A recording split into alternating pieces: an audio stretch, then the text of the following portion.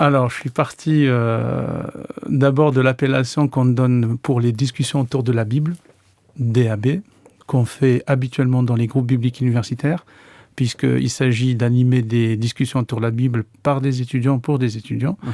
Et moi, j'ai rajouté une 4e lettre. Le C. Voilà. L'histoire était partie aussi du fait qu'un jour, il y avait un étudiant de confession musulmane, d'origine turque, pour ne pas nommer ses origines, qui était frustré du fait qu'on l'invitait pour étudier la Bible, mais pas le Coran. Ah oui.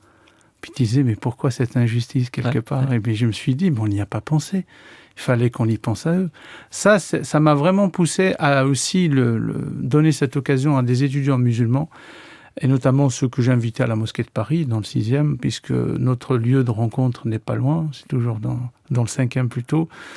Et du coup, j'ai invité tous ces étudiants musulmans à discuter ensemble. Il s'agit plus d'une discussion, d'un partage, d'un échange, dans un esprit de convivialité et de respect, puisqu'une charte de fonctionnement faisait foi dans notre réunion, tout simplement pour découvrir en quoi consiste la foi de l'autre. D'accord. Je trouve que c'est dommage qu'on se croise à l'université sans connaître en quoi consiste la foi.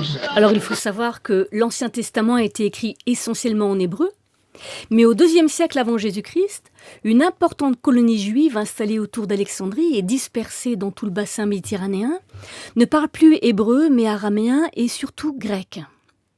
L'accès aux livres bibliques lui devient donc difficile. Alors on décide de les traduire en grec, ce qui donnera naissance à la traduction de la Septante, car 70 savants y auraient travaillé.